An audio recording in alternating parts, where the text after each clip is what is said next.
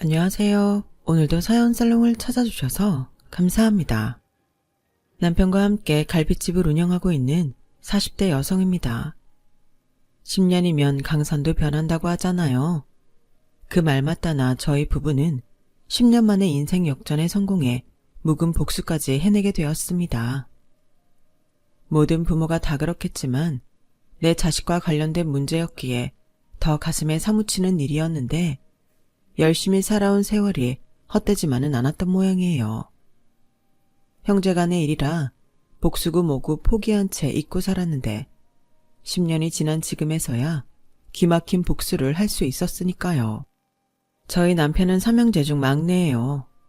원래는 둘째였지만 남편이 어릴 때 막내 동생이 병으로 세상을 떠나면서 이남 중 막내가 되었어요.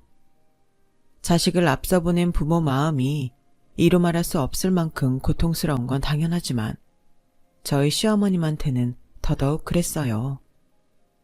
가난한 형편 때문에 치료도 제대로 못 해보고 생떼 같은 자식을 하늘로 떠나보내야 했거든요. 그 일로 인해 저희 시어머님은 돈독이 올랐다는 말을 들을 정도로 악착같이 돈을 버셨어요. 덕분에 길거리 포장마차에서 번듯한 가게 사장이 되셨죠. 남편도 없이 홀몸으로 자식들을 키우는 것만으로도 벅찼을 텐데 일로도 성공을 하셨으니 같은 여자로서 대단한 분이라고 생각해요. 그땐 딴 거 생각할 겨를이 없었단다. 그저 내 새끼들 굶지 않고 아플 때 제때 병원 치료는 받을 수 있게 해야겠다는 생각뿐이었으니까. 너도 자식 낳아보면 알 게다. 어머님은 별거 아닌 것처럼 말씀하신 그 일이 제게는 대단하게만 느껴졌던 데는 이유가 있었어요. 바로 저희 부모님 때문이죠. 저희 아빠는 아내와 자식보다도 자신의 인생이 더 중요한 분이셨어요. 애초에 결혼이 어울리지 않는 분이셨죠. 만삭의 아내의 건강보다는 당신 아침밥이 더 중요했고 자식이 40도 가깝게 열이 올라도 친구들과 낚시 다니는 게 더 중요한 분이었어요. 이럴 거면 결혼은 뭐하러 했어요? 당신 혼자 하고 싶은 거나 하면서 살지. 내가 하고 싶어서 한 결혼이 아니야. 부모님 성화에 못 이게 한 거지. 애초에 내가 말했잖아. 나 같은 놈은 결혼이랑 안 어울리는 놈이라고. 그런데도 결혼을 한 건 당신이야. 그러니까 내 탓 좀 그만하라고. 엄마가 사랑도 없이 아빠랑 결혼을 한 건 외할아버지 때문이었어요. 외할아버지가 하시던 사업이 많이 어려워서 제 친할아버지의 도움을 받아야 했거든요. 한마디로 돈 때문에 딸을 판 거나 마찬가지였어요. 엄마도 그걸 알면서도 순순히 결혼에 응했던 건 그렇게 해서라도 친정 아버지로부터 도망을 치고 싶었기 때문이었죠. 저희 외할아버지는 엄청 가부장적인 분으로 집안에서 왕처럼 군림하고 사신 분이었어요. 아내와 딸 자식들과는 겸상도 하지 않는 분이었죠.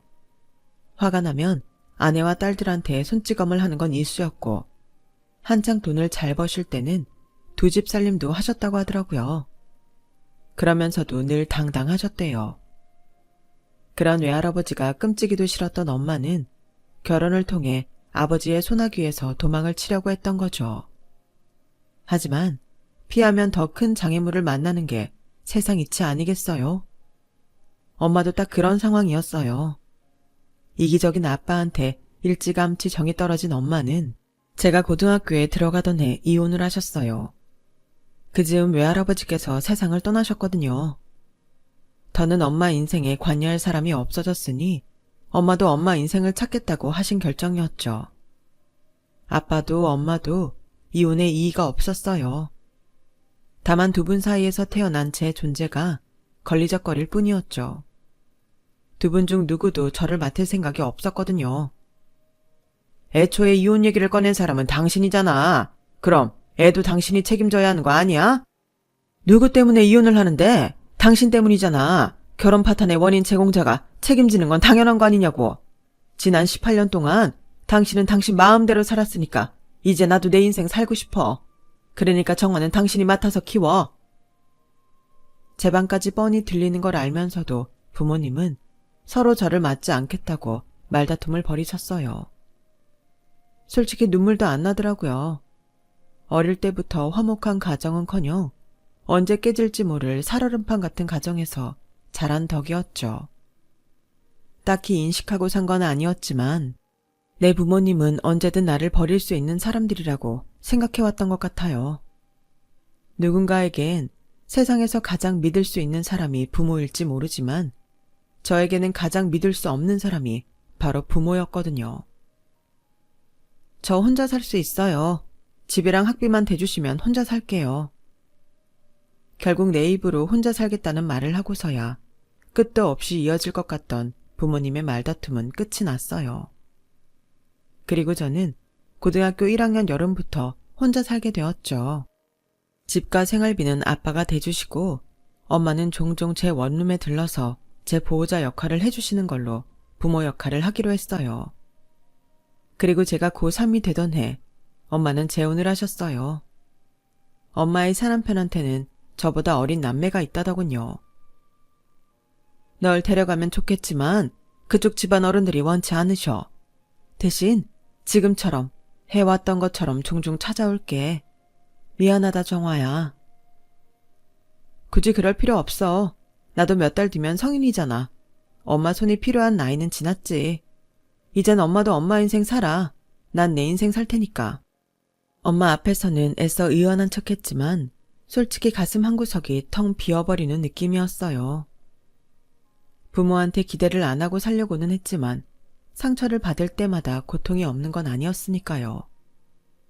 그 후로도 엄마는 종종 제 원룸에 찾아와 밑반찬도 챙겨주고 생필품도 사주셨지만 점점 발걸음이 뜸해졌어요. 아무래도 그쪽 집에 눈치가 보였겠죠. 대학생이 되고부터는 제가 일부러 엄마를 피했어요. 그러다 보니 엄마도 집에 찾아오기보다는 전화나 문자를 하는 경우가 더 많아졌죠. 나에게 애정도 없는 엄마를 불편한 마음으로 대면하느니 차라리 잘됐다 싶더라고요. 어차피 학비며 생활비는 아빠가 보내주고 계셨기 때문에 생활에 어려움은 없었어요. 하지만 마음속에는 늘 불안감이 도사리고 있었죠. 자식도 버리는 부모인데 언제고 학비며 생활비를 끊어도 이상하지 않을 것 같았거든요. 그래서 아르바이트를 시작했어요. 평일엔 과외를 하고 주말엔 고깃집 아르바이트를 했죠. 고깃집을 택한 건 시급이 높아서였어요. 그렇게 일하게 된 곳에서 남편을 만나게 되었죠. 남편은 고깃집 사장님의 둘째 아들이었는데 고등학교를 졸업하고 가게에 나와 일을 시작했다고 하더라고요. 주방 참모님 말에 따르면 공부도 곧잘 했었대요. 작은 아들이 대학 안 가고 가게에 나와 일하겠다고 했을 때 사장이 노발대발이었어. 왜 아니겠어? 나래도 내 자식은 힘든 일 안 시키고 편히 살게 하고 싶지. 식당 일이라는 게 쉬운 게 아니거든. 그래서 처음엔 일 그만두게 하려고 엄청 빡세게 일을 시켰잖아. 제 풀에 꺾여 나가 떨어지라고. 지금이야 작은 사장이라고 대접해주지만 그땐 허드렛 일 전담이었어. 그 더운 삼복더위에도 숯 담당은 둘째 아들한테만 시켰다니까. 사장도 지독하지. 나 같으면 내 새끼 불쌍해서라도 그렇게는 못하지. 그런데도 힘들다는 소리 한 번 안 하고 끝까지 버티더라고. 그렇게 2년 정도 지나니까 사장도 더는 내보낼 생각을 안 하게 된 거지. 그런데 왜 작은 사장님은 굳이 힘든 가게 일을 하려고 했대요? 말로는 지 엄마 고생하는 거 보기 싫어서 가게에 나왔다는데 이유야 어찌됐건 똑똑한 거지. 내가 사장이라도 가게는 회사원인 큰아들보다는 자기 밑에서 일 배운 작은 아들한테 물려주고 싶지 않겠어? 이유야 어찌됐건 가게를 물려받는 건 작은 아들일 거라는 게 지배적인 생각이었어요. 저도 그렇게 생각했고요. 저와는 불과 몇 살 차이밖에 안 나는 작은 사장은 나이에 비해 어른스러웠어요. 말수도 적고 허튼 소리를 하는 법이 없었죠. 안 보는 척하면서도 가게 돌아가는 상황을 누구보다 잘 파악하고 있었고 필요한 순간엔 언제든 나타나 홀이고 주방이고 가릴 것 없이 일손을 돕곤 했어요. 사장 아들이면서도 남들이 하기 싫어하는 힘든 일을 도맡아야 하는 사람이었죠. 그러던 어느 날이었어요. 별관에서 홀 담당을 하는 아주머니가 제가 일하는 본관에 달려왔더라고요. 작은 사장 어딨어? 별관에 외국인 손님들이 왔는데 당체 말이 통해야지. 작은 사장이 없으니까 영어 할 줄 아는 사람도 없고 미치겠네. 작은 사장은 은행 일 보러 나갔는데 어쩌나? 아, 정아야, 너 대학생이라고 그랬지? 네가 별관에 가서 외국인들 주문 좀 받아라. 대학생이라는 이유로 얼떨결에 별관으로 지원을 하러 가게 된 저는 외국인 손님들이 식사를 마치고 나갈 때까지 별관에 묶여 있었어요. 다시 본관으로 돌아왔을 땐 작은 사장이 은행에서 돌아온 뒤였죠. 내가 자리를 비우는 바람에 정아 씨가 고생했네요. 아니에요. 별거 아니었는데요, 뭐. 전공이 일문학과라고 들었는데 영어도 잘하나 봐요. 앞으로는 외국인 손님 오면 정아 씨한테 부탁해야겠어요. 이건 비밀인데 사실 난 기본적인 영어 회화밖엔 안 돼서 대충 눈치로 때웠거든요. 그날 처음으로 작은 사장님과 긴 대화를 나누게 되었는데 무뚝뚝해 보이던 첫인상과는 달리 대화도 잘 통하고 사람이 진솔해 보이더라고요.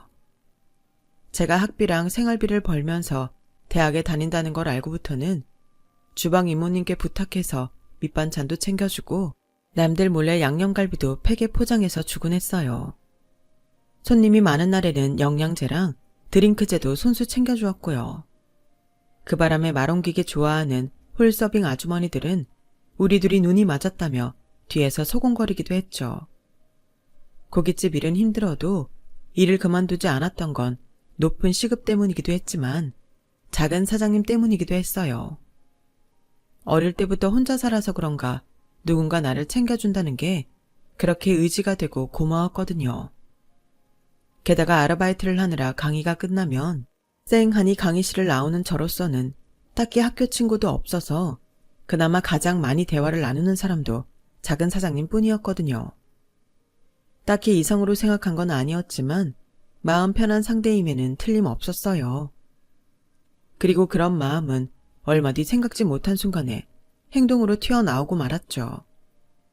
그날은 강의가 없는 날이라서 늦잠을 자고 일어났는데 이상하게 오른쪽 아랫배 부분이 찌릿하더라고요. 생리통은 아니고 배탈이 난 것도 아닌데 말이죠.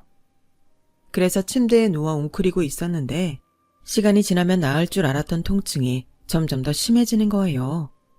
급기야 눈앞이 노래지면서 식은땀까지 나더라고요. 배를 쥐어짜는 것 같은 극심한 통증에 눈물이 핑 돌 정도였어요. 순간 이거 심상치 않다는 생각이 들더라고요. 그때 생각난 사람이 작은 사장님이었어요. 그래서 휴대폰에 저장된 작은 사장님 번호로 전화를 했죠.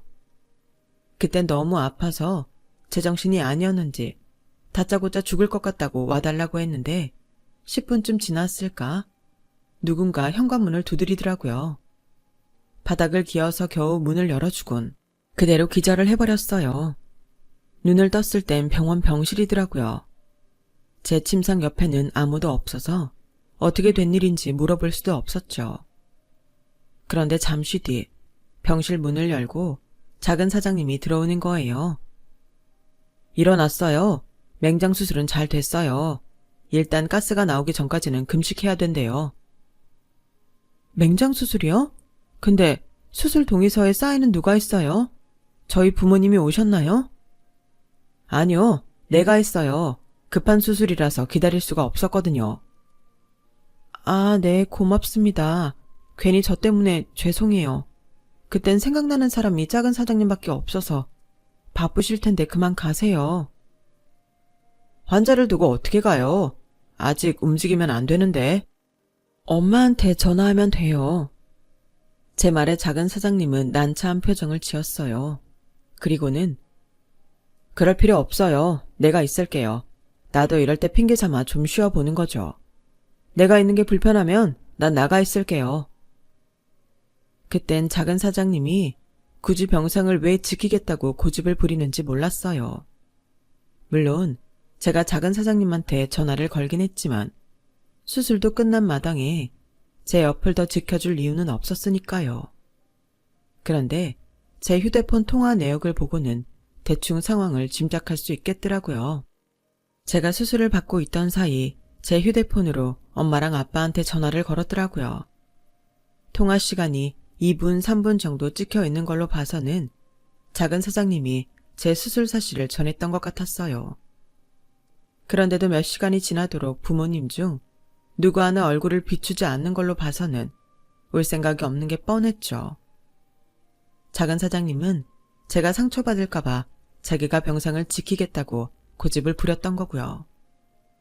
순간 작은 사장님한테 전화를 하길 잘했다는 생각이 들었어요. 부모님한테 했었더라면 저는 수술대에 올라와 보지도 못하고 아직도 좁은 원룸에서 쓰러져 있을지도 모를 판이니까요.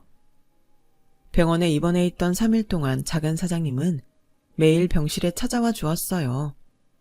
수납 처리도 대신해 주었고요. 제가 돈을 드리겠다고 했더니 알바비에서 까면 된다면서 끝까지 받지 않더라고요. 아마도 제가 고학생이라서 돈이 없을 거라고 생각하는 것 같았어요.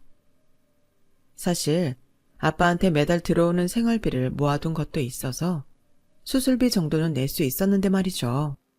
병원에서 퇴원한 이후에도 작은 사장님은 저를 많이 챙겨주었어요. 그 바람에 가게에서는 작은 사장님과 제가 사귄다는 소문이 돌기 시작했죠. 정작 우리가 사귀기 시작한 건 그 소문이 돌고 몇 주가 지난 즈음이었지만요. 내가 어려울 때 손 내밀어준 사람한테 마음이 가는 건 당연하잖아요. 맹장 수술 이후 작은 사장님에 대해 이성적인 마음이 생긴 건 어쩌면 당연한 일인지도 모르겠어요. 감사 인사로 영화를 보여주기로 했는데 막상 밖에서 따로 만나고 보니 분위기가 묘해져서 서먹서먹하지 뭐예요. 마치 첫 데이트를 하는 연인처럼 말이에요. 그래서 분위기를 자연스럽게 바꾸려고 맥주를 마시기로 했고 그러다 서로에 대한 얘기를 꺼내게 되었어요. 작은 사장님은 남편 없이 두 아들을 키우기 위해 고생했던 엄마를 도우려고 가게 일에 뛰어든 얘기를 가감없이 해주었어요. 저 또한 저희 집 사정을 털어놓았고요. 제 얘기를 들은 작은 사장님은 잠시 말을 잇지 못하더라고요. 그리고는 부모가 어떻게 그럴 수 있죠? 나라면 정아 씨처럼 그렇게 용감하게 못 버텼을 거예요. 정아 씨는 참 강한 사람이네요. 마치 손으로 제 머리를 쓰다듬어 주는 것 같은 그 말에 울컥했어요. 지금껏 누구도 나한테 그런 말을 해준 사람은 없었으니까요.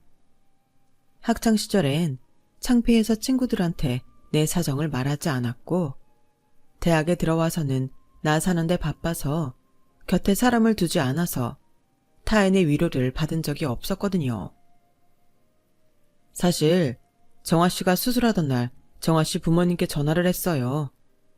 아버님은 업무가 바쁘시다고 정아 씨 어머님한테 전화하라고 하셨고 정아 씨 어머님은 집안에 일이 있어서 당장은 못 간다고 하시더라고요. 그 말을 듣는데 나도 모르게 화가 났어요. 부모란 사람들이 어쩌면 하나같이 이럴 수가 있나 싶었거든요. 그래서 정아 씨가 불쌍하다는 생각을 했는데 지금 보니까 정작 불쌍한 건 정아 씨가 아니라 정아 씨 부모님이네요. 이렇게 강하고 멋진 딸을 놓쳐버렸으니까요. 앞으로 힘든 일이 있으면 나한테 연락해요. 그래줄 수 있죠? 마치 고백처럼 들린 그 말에 내심 이 남자와 함께라면 평생 외롭지 않을 수 있겠다라는 생각을 했던 것 같아요. 그래서 얼마 뒤 작은 사장님이 사귀자고 했을 때 생각할 겨를도 없이 바로 승낙을 해버렸어요. 4학년이 되고부터 본격적으로 취업 준비를 시작하면서부터 고깃집 일은 그만두게 되었지만 가끔 가게에 일손이 딸릴 때는 가서 도와주기도 했어요. 이미 가게에서는 작은 사장 사모님 소리를 듣게 되었죠. 어머님도 저를 며느리 대접을 해주셨고요. 우리가 결혼을 한 건 제가 취직을 하고 2년쯤 지난 뒤였어요. 다행히 저희 부모님이 상견례 때랑 결혼식 때 자리를 지켜주신 덕분에 시댁에는 저희 집 사정을 따로 말하지 않았어요. 남편이 먼저 그러자고 하더라고요. 우리 엄마는 몰라도 형이랑 형수님한테는 비밀로 하는 게 좋을 것 같아. 괜히 동서지간끼리 친정 문제로 책 잡히면 골치 아프잖아.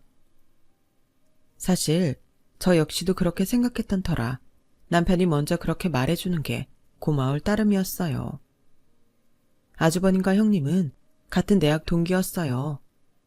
과가 달라서 재학 시절엔 서로 모르고 지냈다가 입사 후 더 친해지게 되었다고 하더군요. 입사는 형님이 더 빨랐는데 저희가 결혼하던 무렵엔 아주버님이 형님보다 직급이 높았어요. 아주버님이 출세욕도 있고 회사에서 라인을 잘 탄 덕에 동기들보다도 진급이 빨랐다고 하더라고요. 게다가 남자라는 이점도 있었고요. 형님은 결혼하고 얼마 뒤에 임신을 했었는데 14주 차에 자연유산이 되고는 이후로 아이 소식은 없었어요.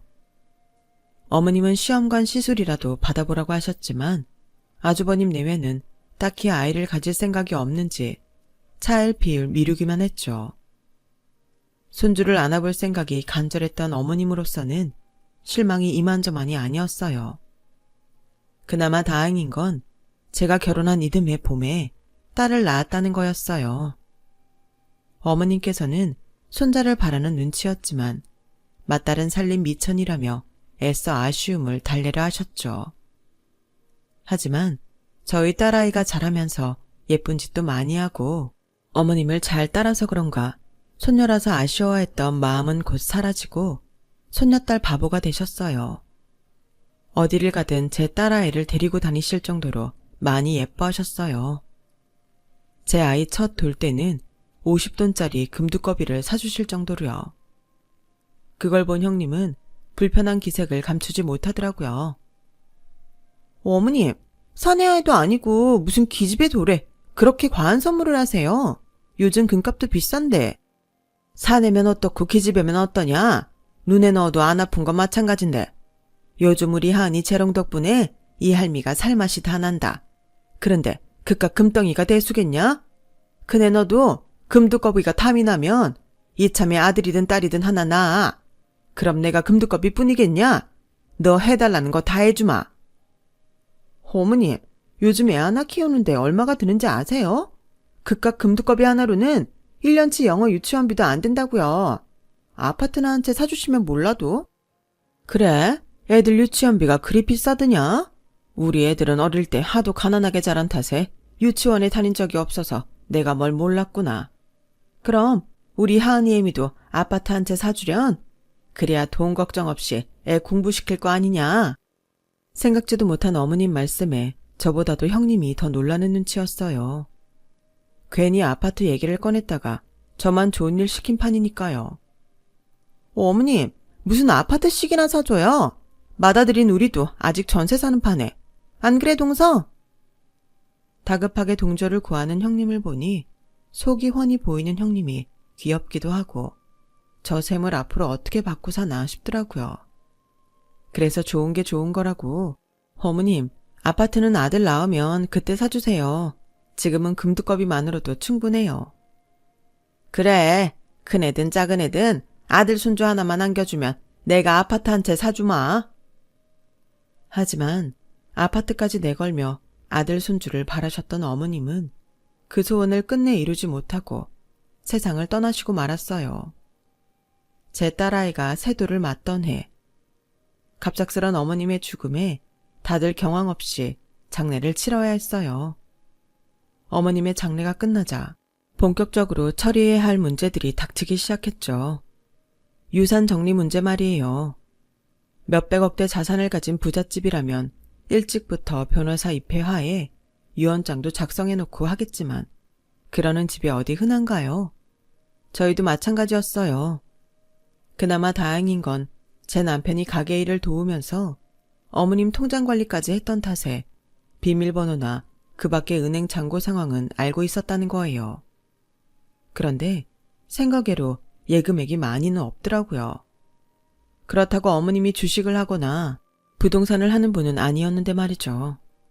문제는 아주버님네는 이런 상황을 저희와는 다른 방향으로 생각하고 있다는 거였어요. 윤수, 너 어머니도 내 손댔냐? 그러지 않고서야 예금액이 이거밖에 안 될 수가 있냐고. 너 나 몰래 재산 빼돌린 거 아니야? 형, 무슨 말도 안 되는 소리를 해. 정 못 믿겠으면 은행에 가서 알아봐. 돈 앞에서는 부모고 형제고 없다고 어머님이 돌아가시자마자 아주버님네는 한 푼이라도 유산을 더 챙기려고 혈연이 된 사람들처럼 나왔어요. 그러면서 원래가 되는 장남이 있는 거라며 어머님 가게를 아주버님이 받아야 한다는 말도 안 되는 논리까지 펼쳐댔어요. 돈 앞에서는 아주 부부가 쿵짝이 잘 맞더라고요. 서방님, 원래 가업은 장남 몫인 거예요. 장남이 없으면 몰라도 멀쩡히 살아있는데 차남이 가게를 물려받는 건 말이 안 되죠. 서방님이 가게에 나와서 일하는 것까지는 말리지 않을게요. 일종의 매니저 형태로 고용할 의사도 있고요.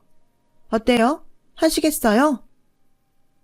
어머 형님, 그건 말이 안 되죠. 지금까지 어머님 밑에서 가게 일 배운 건 이이예요. 당장 아주버님이 가게를 맡는다고 해도 가게 돌아가는 사정도 모르시잖아요. 정육 파트며 냉면 파트, 주방 밑반찬까지 어떻게 관리하시려고요? 그리고 유언장도 없는 마당에 장남이 가게를 물려받아야 한다는 주장은 말이 안 되는 거예요. 차라리 가게는 저희가 관리하고 수익의 일정 퍼센트를 아주버님께 드리는 방식은 어때요? 당장 아주버님이랑 형님이 회사를 그만두고 가게 일을 하실 수는 없으니까요. 재수씨, 이제 보니 돈 욕심이 과하시네. 가게야 사람 부리면 돌아가는 거 뭐 할 일이 있다고 내가 가게를 홀라당 넘기고 푼돈 받아 쓴답니까? 됐습니다. 법적 소송을 해서라도 난 어머님 가게 받아야겠으니까 그렇게 아세요. 결국 아주버님 내랑은 제대로 합의가 되지 않았어요. 그런데 그 와중에 저희 딸한테 문제가 생긴 거예요. 애가 숨소리도 이상하고 입술이나 손톱 밑도 보랏빛을 띠는 데다 밥을 잘 못 먹고 그러니 체중도 잘 늘지 않더라고요. 어머님 장례식 치르느라 제대로 못 챙겨줘서 그런가 싶어 병원에 데려갔더니 세상에 아이 심장에 문제가 있다는 거예요. 당장 입원 치료를 해야 한다고 해서 부랴부랴 회사에 휴가를 내고 애 입원부터 시켰어요. 선천적 심장병이라서 가족력이 의심된다는 말에 남편은 일찍 세상을 떠난 막내 동생을 떠올렸어요. 병원 치료를 받았던 게 아니라서 정확한 병명은 몰랐지만 증상이 저희 딸과 비슷했던 것 같다고 하더라고요. 마른 하늘에 날벼락 같은 상황에 저희 부부는 병원에 붙어 있느라 온전히 생활을 할 수가 없었어요. 수술이 불가피하다는 말에 수술비 마련부터 애 병간호까지 매일 눈을 뜨면 지금까지 해보지 않은 일을 맞닥뜨리며 싸워 나가야 했어요. 그런 와중에 아주버님 내외는 가게를 뺏기 위해 머리를 굴리고 있었더라고요. 딸아이 입원이 길어질수록 더는 회사에 휴가를 낼 수도 없어서 저는 결국 회사를 그만두게 되었어요. 거기다 병원비에 수술비까지 정신없이 청구서가 날아드는 통에 그나마 모아두었던 예금이며 적금은 금세 바닥이 나고 말았어요. 남편은 남편대로 가게 일을 하면서 틈틈이 병원에 들러 저와 교대를 해주거나 저 대신 집안 살림을 했어요. 하루아침에 우리 부부의 일상은 엉망이 되어버렸죠. 하지만 딸아이만 낳을 수 있다면 뭐든 견딜 수 있을 것 같았어요. 그러던 어느 날이었죠. 아주버님 내외가 병원으로 찾아왔더라고요.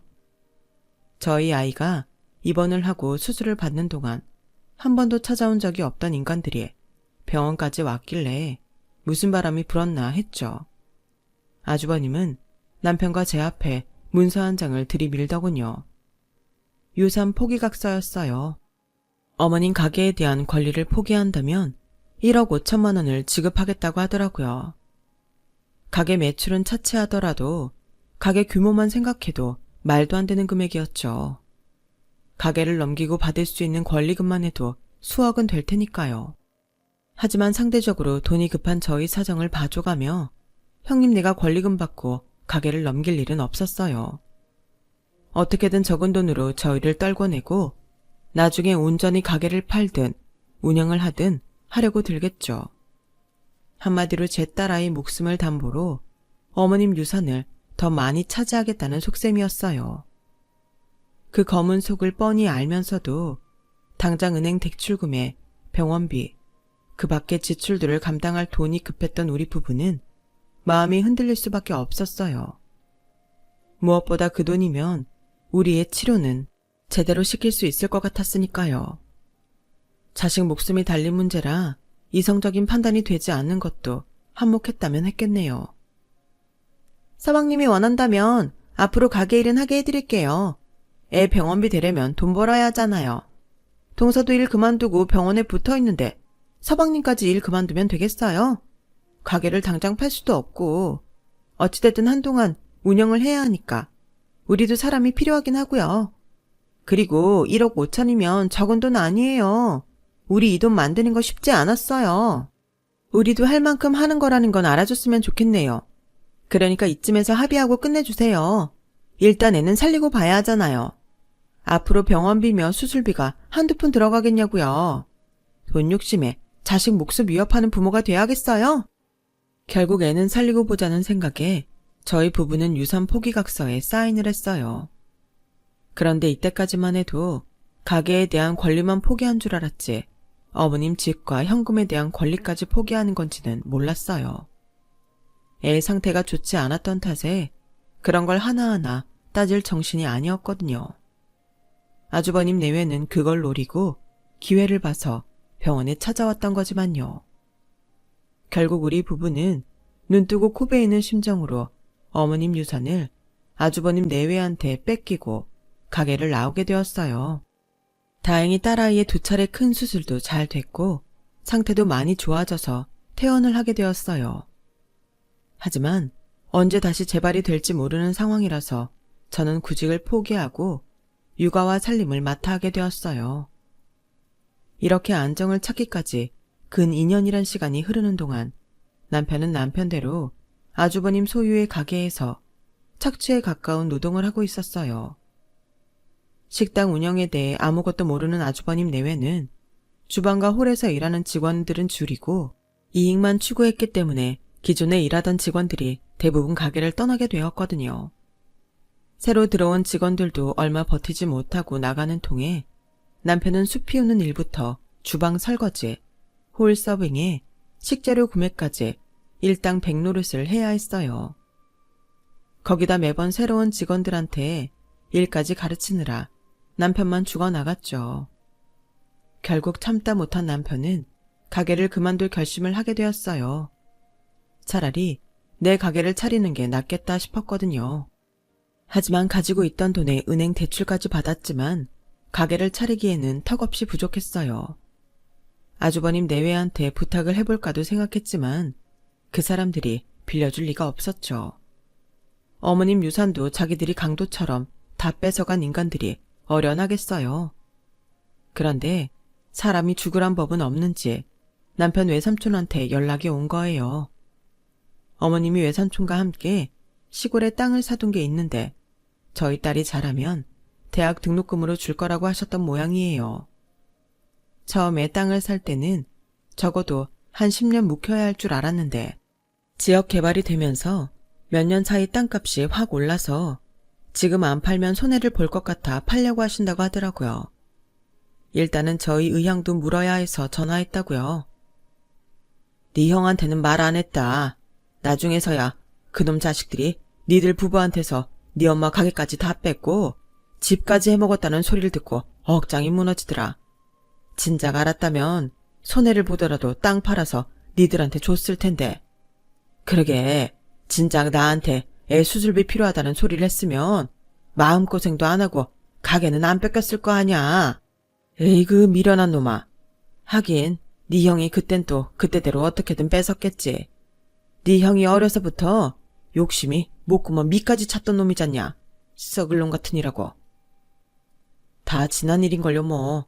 그나저나 안 그래도 예금액이 생각보다 너무 적어서 이상하다 했는데 그럼 그동안 엄마가 부동산에 투자를 하셨던 거예요? 도대체 땅을 얼마나 사두셨는데요? 그건 아니고 너도 알다시피 네 동생 그렇게 보내고 네 엄마가 좀 힘들었냐? 돈이 없어서 생떼 같은 자식 먼저 보낸 게 그리 서러웠는지 네 동생처럼 심장병 앓는 애들 앞으로 매달 병원에 후원금을 보내고 있었다. 돈 없어서 죽는 애들은 만들고 싶지 않다고 개처럼 지독하게 벌어서 정승처럼 쓰고 간 양반이다 네 엄마가. 암튼 이 땅은 네 엄마가 니들 내외 앞으로 해준 것도 아니고 니들 딸내미 앞으로 준 거니까 네가 유산 포기각서를 썼든 안 썼든 법적으로 문제가 될 거 없지. 안 그러냐? 땅 파는 대로 돈 보내줄 테니까 그렇게 알아라. 어머님이 그동안 번 현금을 어디에 쓰셨는지 몰랐는데 소아 심장병을 앓는 아이들을 위해 쓰셨다는 얘기를 들으니 어머님 덕분에 우리 딸이 살아난 게 아닌가 하는 생각이 들더라고요. 그때까지만 해도 땅 판 돈이 얼마나 될까 생각했었는데 막상 송금을 받아보니 금액이 어마어마했어요. 무려 5억이 넘었으니까요. 그 돈으로 남편은 가게를 차릴 수 있었고 예전에 일했던 직원들 몇몇을 다시 불러 본격적으로 장사를 시작했어요. 유명 체인점도 아니고 그렇다고 남다른 메뉴를 파는 집도 아니라서 오픈 초부터 대박을 기대하기는 힘들었지만 그래도 노력하는 자는 하늘이 돕는지 반년쯤 넘어서자 매출도 기대 이상으로 올랐고 3년도 안 돼서 예전 어머님 가게처럼 매출이 나오기 시작했어요. 그렇게 10년을 꼬박 장사를 한 끝에 처음에 새 들어왔던 건물을 아예 인수하고 근처에 분점까지 내게 되었어요. 그러는 동안 딸아이도 별 탈 없이 잘 자라주었고요. 이제 더 바랄 게 없겠다 싶은 상황이었죠. 그런데 마치 기다렸다는 듯 생각지도 못한 복수의 순간이 찾아온 거예요. 제가 카운터를 보고 있던 날이었는데 가게로 허름한 차림의 아저씨가 전통 과자 박스를 들고 들어오더라고요. 종종 가게에 과자를 팔러 오는 사람들이 있긴 한데 그동안 봐오던 분이 아니라 다른 분이더라고요. 하루 종일 가게마다 돌아다니며 장사를 하는 게 안 됐어서 자주 사드리곤 했어서 그날도 몇 박스 사드리라고 아저씨를 불렀어요. 그런데 과자 파는 아저씨가 저를 보더니 흠칫 놀라지 뭐예요. 그래서 자세히 봤더니 아주버님이더라고요. 그 사이 얼마나 고생을 했는지 얼굴도 많이 늙고 피부도 많이 상해서 하마터면 못 알아볼 뻔했죠. 아주버님은 저를 보자마자 대뜸 이 가게가 누구 거냐고 묻더라고요.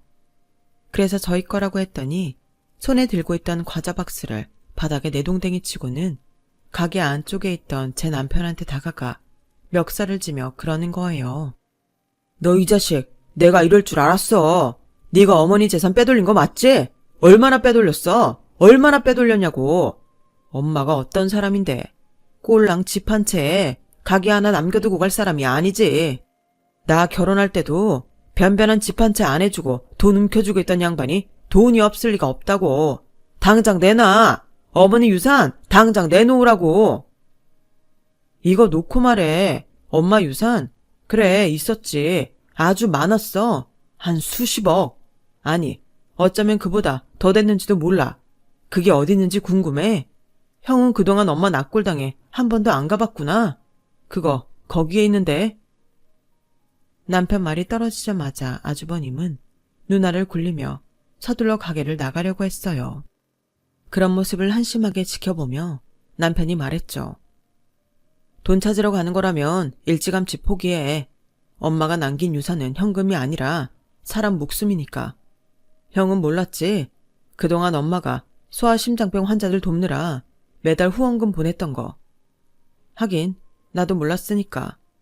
엄마 덕분에 수술 받고 건강해진 애들이 고맙다고 편지도 보내고 엽서도 보냈더라. 그거 하나도 안 버리고 다 모아서 엄마 납골당에 모셔뒀어. 언젠가 형이 와서 이걸 보면 엄마 아들이라는 거에 자부심을 느끼라고. 그런데 내가 괜한 짓을 한 모양이네. 형은 애초에 글러먹은 인간인데 그걸 깜빡했어. 뭐 이 자식아? 너 그게 형한테 할 소리야? 형? 지금 형이라고 했어? 조카 목숨을 담보로 엄마 유산 가로챌 생각이나 하는 인간이 형? 야, 지나가는 개새끼가 웃겠다. 난 너 같은 형 둔 적 없어. 그러니까 형 대접 받고 싶으면 네가 하룻밤에 수천씩 뿌린 룸사롱에 가든지 집이고 가게고 다 날려먹은 도박판에 가서 찾아. 술에 여자에 노름에 아주 삼박자를 다 맞춰서 재산을 탕진했더라. 아주 꼴 좋다 꼴 좋아. 아주 10년 묵은 채증이 다 내려가는 기분이다. 예정을 생각해서 내가 과자는 몇 박스 팔아줄 테니까 앞으론 내 가게 앞에 얼씬도 하지 마. 돈 주고 갈비 사 먹으러 올 거 아니면 말이야. 남편은 아주버님 손에 10,000원짜리 몇 장을 쥐어주고 가게에서 내쫓았어요. 황금알을 낳는 거위 같았던 어머님 가게를 맡고 나서 돈맛을 본 아주버님과 형님은 다니던 회사도 관두고 돈 쓰는 재미로 살았다더라고요. 가게 돌아가는 사정을 잘 모르니 직원이 재료비를 뒤에서 해먹는 것도 모르고 질 떨어지는 고기와 식재료에 아마추어 같은 서빙으로 가게는 제 남편이 나온 지 1년도 안 돼 매출이 반에 반토막이 났고, 그런데도 정신을 못 차리고 여자의 도박에 술에 빠져 허우적대다가 집이며 가게까지 다 날려먹고 형님이랑 이혼까지 했던 거죠. 형님도 형님대로 수중에 돈이 생기니까 명품 쇼핑에 성형 중독까지 인생을 망치기에 바빴고요. 결국 지난 10년은 형제에게 있어 확연히 다른 결과를 만들어 주었어요. 피나는 노력으로 가게를 일궈 나갔던 우리 부부에게는 결실의 시간이었고, 스스로 인생을 망가뜨렸던 아주버님 내외에게는 파멸의 시간이 되었으니까요. 그동안 정말 많이 원망하고 미워했는데 이제는 그 미움이 조금은 사그라들 것 같습니다. 사람이 심보를 곱게 써야죠. 더불어 지난 10년을 잘 버텨온 제 남편한테 세상 고맙다는 생각을 하게 되네요. 지금까지 제 사연을 들어주셔서 감사합니다. 들어주신 분들 항상 건강하시고 행복하세요. 여러분, 사연 댓글의 응원과 현명한 조언 부탁드려요. 좋아요와 구독은 저에게 큰 힘이 됩니다. 오늘도 좋은 일 가득하세요.